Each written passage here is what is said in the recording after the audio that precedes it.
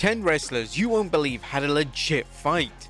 Be sure to subscribe and hit that notification bell for daily wrestling videos and follow us on Facebook for exclusive lists. Number 10. Scott Steiner and DDP. WCW was known for its turbulent atmosphere, particularly during the final few years of the promotion's existence. But what many fans don't know is that two of their top names had a backstage fight in the year 2000. The fight in question was between Scott Steiner and Diamond Dallas Page, and in typical WCW fashion, the two proceeded to be booked into a program together shortly after they came to blows.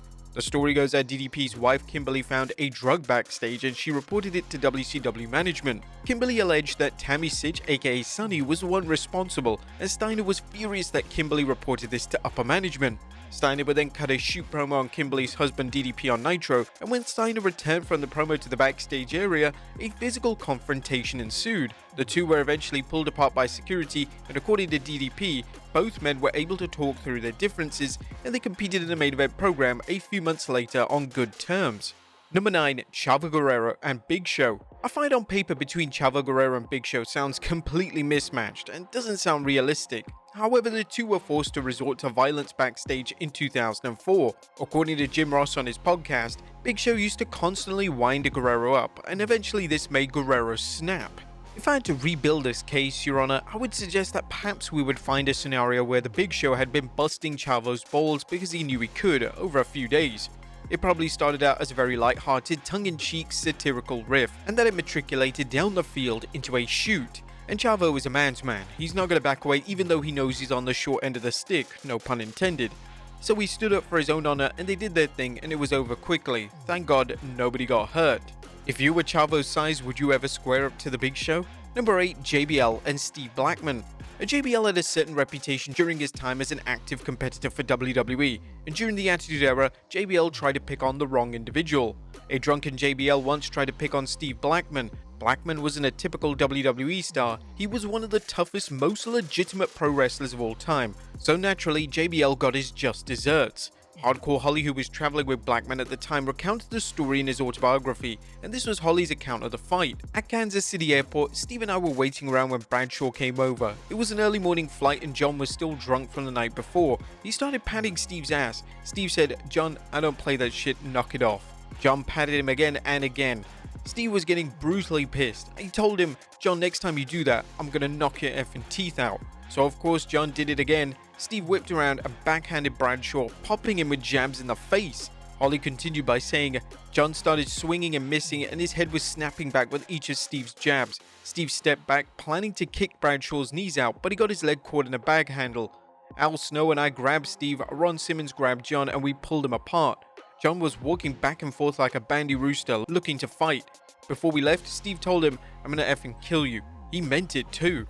Moral of the story, don't ever F with Steve Blackman. Number 7. Vader and Paul Orndorff.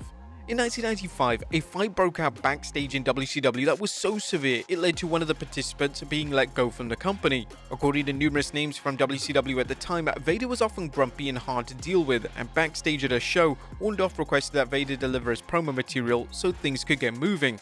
When Vader refused to listen, it was claimed by Jim Cornette that Orndorff made a comment regarding Vader's weight, and then the two came to blows with Orndorff getting the better of the situation. Although the consensus is that Vader was fired after the incident, Vader claimed that WCW wanted to cut his pay, so he opted to leave and sign with WWE. Number 6. Kevin Nash and Roddy Piper. On most occasions, physical escalation can be avoided if the wrestlers involved just sit and talk things through. However, in 1997 backstage at WCW, Kevin Nash and Roddy Piper had other ideas. A 6-man tag match was set for 97 Slamboree pay-per-view in Charlotte, North Carolina, pitting the NWO's Wolfpack members Kevin Nash, Scott Hall and Sean Waltman against Ric Flair, Roddy Piper and NFL star Kevin Green. This is where the problems between Nash and Piper surfaced, as the two disagreed on the planned finish to the match. It also didn't help that both aforementioned names had creative control clauses embedded into their contracts, so something had to budge. Whilst Piper's team eventually got the win, Nash claimed that Piper didn't stick to the plan, and this is where the backstage fight surfaced from. According to Piper, he was in the dressing room when Nash kicked the door open. Piper hit Nash with a takedown, and then the two were separated. Nash's account is different, as he claims that he attacked Piper when he jumped out of his seat. Nash then said that he knew that Piper was going to come at him, so he hit him with an open hand slap. Number 5. Arn Anderson and Disco Inferno. Arn Anderson is one of the most respected pro wrestlers of all time. When Disco Inferno disrespected him in WCW, Inferno found out the hard way as to why Anderson was so respected amongst his peers.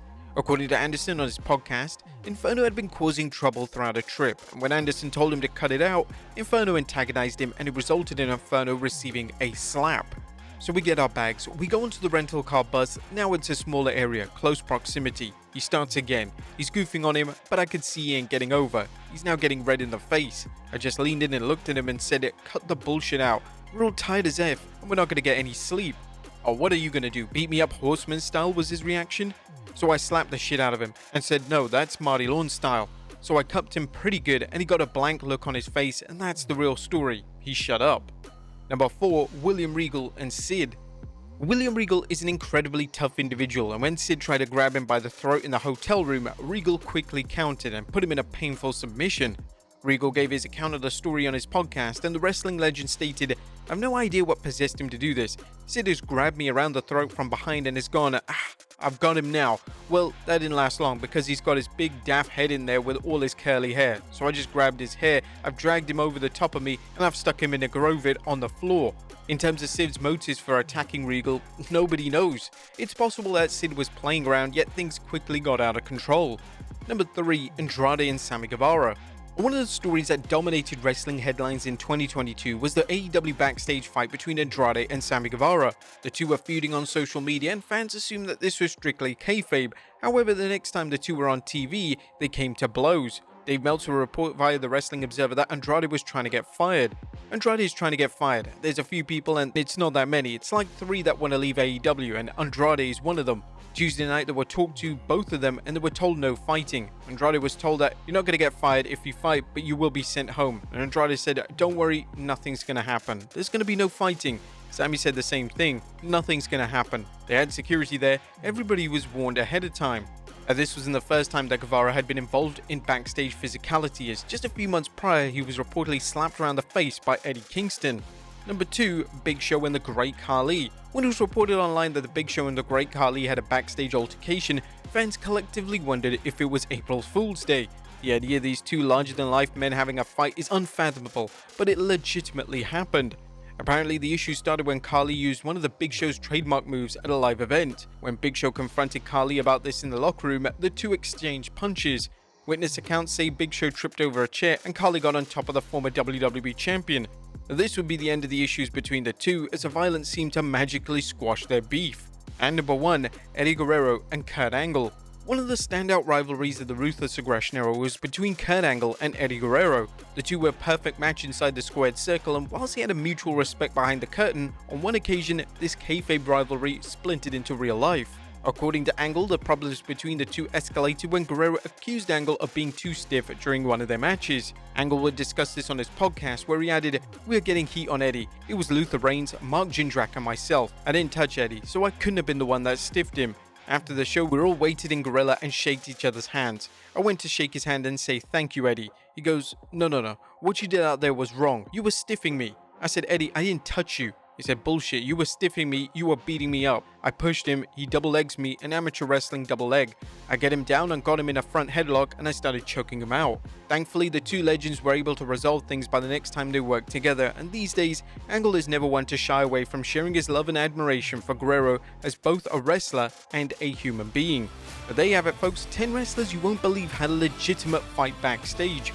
Be sure to leave your comments down below, and I'll see you next time with some more wrestling content.